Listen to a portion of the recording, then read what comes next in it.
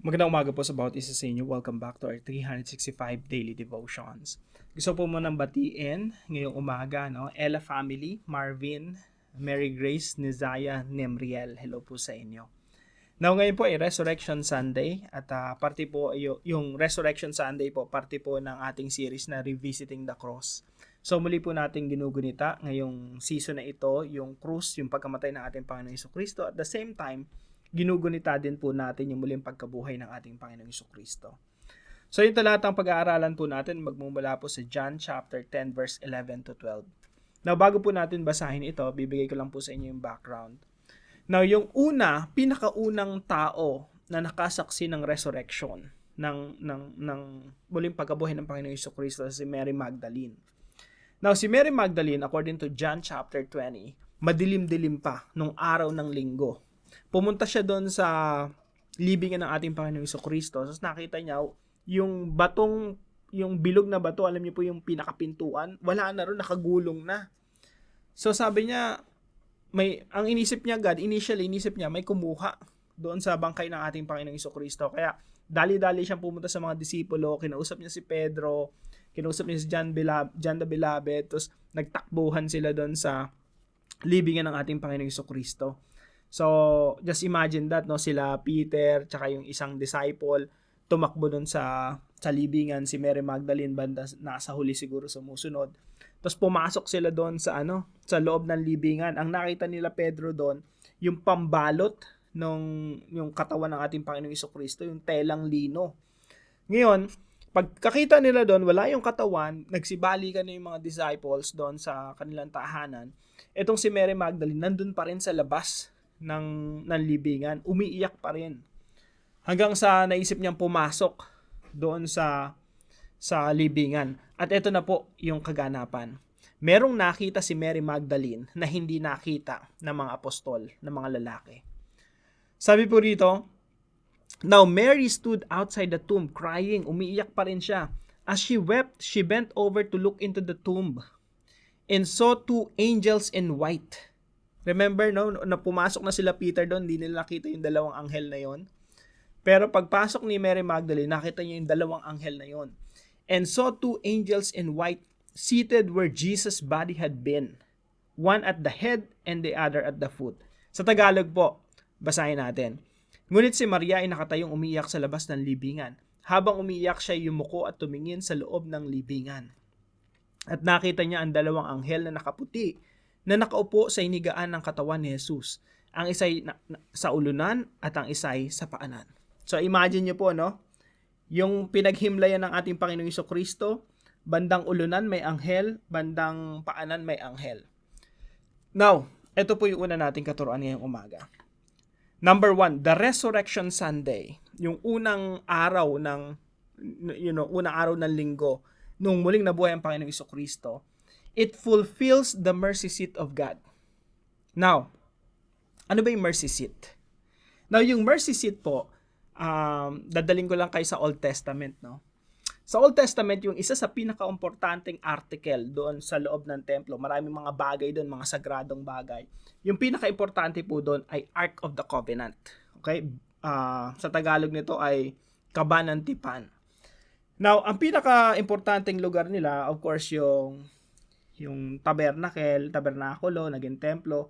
Yung templo na yon, meron pang mas importante pa ron, yung most holy place. Sa most holy place, nandoon yung Ark of the Covenant. Etong Ark of Kabanantipan na ito. Now, dito sa Ark of the Covenant, nandito yung presensya ng Diyos. Dito kung saan nagtatagpo yung dalawang anghel na ito. Basahin po natin sa Exodus 25:22. Sabi rito, there I will meet with you, and from above the mercy seat, from between the two cherubims that are on the ark of the testimony, I will speak with you. Kausap ng Diyos si Moses. Dito ako makikipag-usap sa iyo, Moses. Now, dito rin sa Ark of the Covenant na ito, etong parte na ito yung tinatawag na mercy seat. Luklukan ng awa. At dito po, nagwiwisik ng dugo yung high priest once a year. Napakatandaan po natin, lahat ng mga articles, lahat ng mga symbols, lahat ng bahagi ng templo, lahat ng mga matatagpuan mo ron sumisimbolo yun sa Panginoong Jesucristo. Kasi yung Old Testament po, prepare yung mga tao para sa pagdating ng Messiah ng ating Panginoong Jesucristo. Now, napakaraming pwedeng talakayan patungkol doon. Pero gusto ko lang dalhin yung attention nyo dito sa mercy seat. Yung mercy seat po na yan, dyan winiwisik yung dugo na alay ng high priest. Meron dalawang kambing na inaalay. No? Yung isa, yung dugo nandito winiwisik. Now, etong dalawang anghel na po na ito po ay, again, ano po ito, picture na larawan, no? Larawan ng nasa darating na panahon, ganito yung mangyayari sa Messiah. Kaya po si Mary Magdalene, itong nakita niyo po yung dalawang angel na to, yung dalawang anghel po na yan, dalawang cherubim na yan, dalawang cherub, yan yung nakipag-usap kay Mary Magdalene nung Resurrection Sunday. Sipin niyo po yan, no? Napaka-privilege ni Mary na etong pinaka-importanting simbolo na ito, siya yung naka-experience ng first Resurrection Sunday. So, the Resurrection Sunday fulfills the mercy seat of God. Bakit? Anong nangyari? Anong nasaksihan ni Mary? Kung ano po yung sinisimbolo nito, yun ang nasaksihan ni Mary. Ano pong nasaksihan ni Mary? Basahin po natin yung talata. Sabi po rito sa binasa nating talata, pagpasok ni Mary, she saw two angels in white, seated where Jesus had been. Doon sila nakaupo, saan daw? Sa ulunan at sa paanan ng Panginoon, kung saan nahimlay ang Panginoong Jesucristo. Again, dito po sa lugar na ito, dito winiwisik yung dugo. Kaya dito po nahimlay ang ating Panginoong Jesucristo. Yun yung reality na yun yung nasaksihan ni Mary Magdalene. Napaka-pribilehiyo, no, nitong tao nito. Isipin niyo si Peter nandun, si yung unang disciple, pumasok doon, hindi nila nakita. Pero nakita ni Mary. Bakit? Hindi ko alam, pero sa kanya ni-reveal ng Diyos yung ganong scenario, first resurrection. And then, nag-usap sila ng mga anghel, and then later on, nakita ni Mary, nakausap niya si Jesus na pagkamalan niya pang hardinero, tapos sinabi sa kanya ni Jesus, Maria! Ibig sabihin, ako to! At nag-usap sila ng Panginoong Jesucristo. Number 2 po, the resurrection of Jesus. Yung point 1, it leads to point 2. The resurrection of Jesus is humanity's return ticket to the presence of God. Yung muling pagkabuhay ng Panginoong Jesucristo, ito yung return ticket, so to speak, no? Makakabalik na tayo sa presensya ng Diyos. Kasi po, ito yung simbolo ng presensya ng Diyos, itong lugar na to, itong mercy seat na to. Kailangan mong dumaan dun sa alay, dun sa dugo, sa blood ng ating Panginoong Jesucristo. Once a year, nagwiwisik ng dugo dyan yung high priest.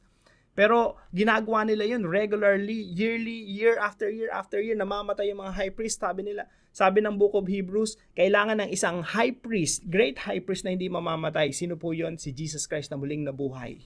At kailanman hindi na mamamatay. Siya po yung final sacrifice, siya rin yung great high priest. Dugo niya rin yung katuparan ng mercy seat na ito. At dahil po sa ating Panginoong Jesucristo, makakabalik na tayo sa presensya ng Diyos. We can approach the throne of God with confidence para humingi ng ng biyaya at awa ng Diyos. And number 3 po, the Resurrection Sunday is the main reason we gather on Sundays. Ang pinakadahilan po kung bakit makakapag-gather nag-gather tayo tuwing Sunday, dahil po nung first resurrection, nung nag-resurrect ang ating Panginoong Jesucristo, yun ay araw ng linggo. At yun na po ang nakagawian ng mga apostol, ng early church hanggang sa ngayon. Meaning to say po, ngayong araw we are celebrating the resurrection of Jesus Christ. Kaya po pag nag-gather po tayo kasama ang kapwa natin mananampalataya, sinicelebrate natin yung muling pagkabuhay ng ating Panginoong Jesucristo.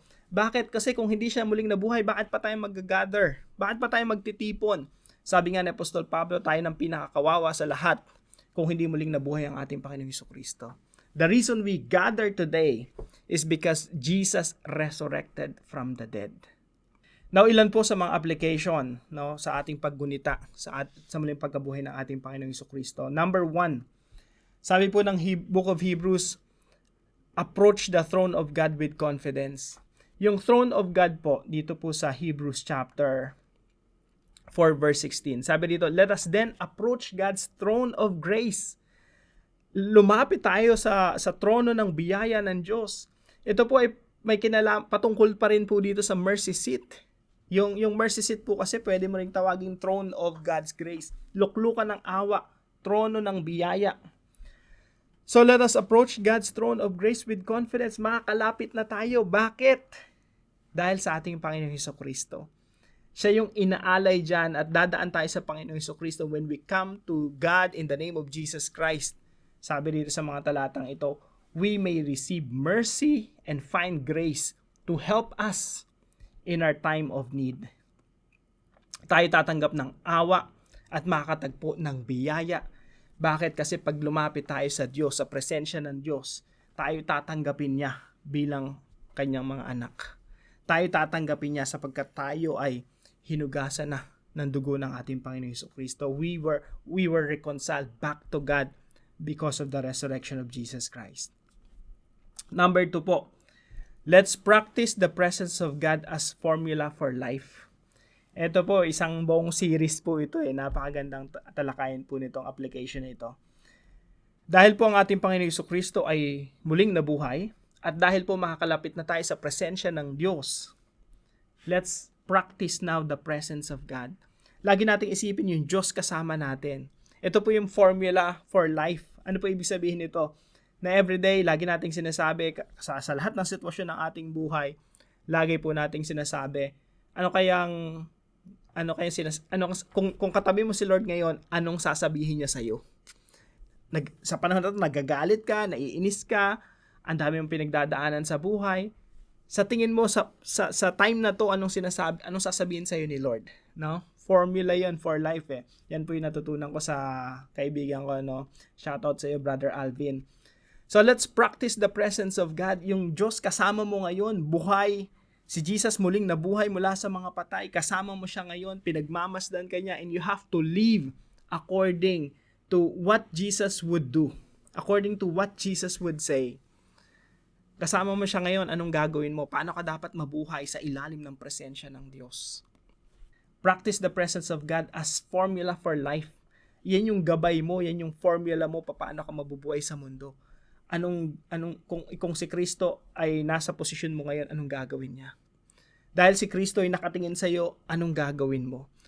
At kung kasama ang Panginoong Hesukristo ngayon, anong sasabihin niya sa iyo? So we practice the presence of God. And number 3 po, let's commit to gather with fellow Christians on Sundays or kahit anong araw. Lagi po i-commit. Pag sinabi po natin commit, talaga itatalaga mo sa sarili mo sa araw ng linggo o sa araw ng gathering, magtitipon-tipon kayong mananampalataya. Kaya shoutout sa lahat ng ating mga kasama sa mga micro churches or house churches. Huwag po nating i-give up yung pag-gather natin.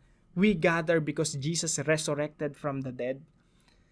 Yan po ang pinaka-celebrate natin. Kaya sabi po sa Hebrews chapter 10 verse 25, huwag nating kaligtaan ang pagdalo sa ating mga pagtitipon. Talagang i-commit natin yung ating mga sarili sa pagtitipon. We gather in the presence of God. Kaya po sa bawat pagtitipon natin, dapat dinadama natin. Talagang we are being aware of the presence of God in our lives. Kasi sa pamamagitan ng Panginoong Hesukristo, makakapasok na tayo sa presensya ng Diyos. We can approach God. We can be in the presence of God. And kailangan po natin i-commit yung sarili natin. Pag araw ng linggo, araw ng gathering, kasama ko yung kapwa ko mananampalataya, sasamba kami sa Panginoon, magpupurit, magpapasalamat, mag-aaral ng salita ng Diyos, magpapanalangin. Let's not give up the habit of gathering or fellowship. So 3 application lang po ito pero napakadami pong pwede nating talakayan sa mga talatang pinag-aaralan natin. So let's approach the throne of God with confidence. Let's practice the presence of God and let's commit to gather with fellow Christians on Sundays. Bakit po? Because Jesus resurrected on that day, Sunday. Para po sa ating discussion, how does the resurrection of Jesus impact your life? Nabuhay ang Panginoong Hesukristo, so what? Anong impact nito sa iyong buhay? At gawin po nating meaningful yung mga discussions natin patungkol po rito. Now, para naman po sa ating panalangin, Lord Jesus, You are my great high priest. You were crucified, died, and were buried. On the third day, you resurrected from the dead. Your resurrection is the reason I can approach the throne of grace, the mercy seat of God, to receive mercy and grace in times of need. Thank you because I am now reconciled back to God. I pray that God's Holy Spirit will enable me to practice the presence of God in every situation of my life. Let me be aware of your presence at all times. I pray this in your mighty name. Amen and amen. Salamat po sa katuwang natin ngayon umaga, si Baby Elias, pamangkin ko po. Salamat sa iyo, baby. At kung meron po kayo natutunan sa devotion na to, ay paalam nyo lang po sa comment section right below this video. And please share this devotion to your family and friends. God bless you po. See you po tomorrow.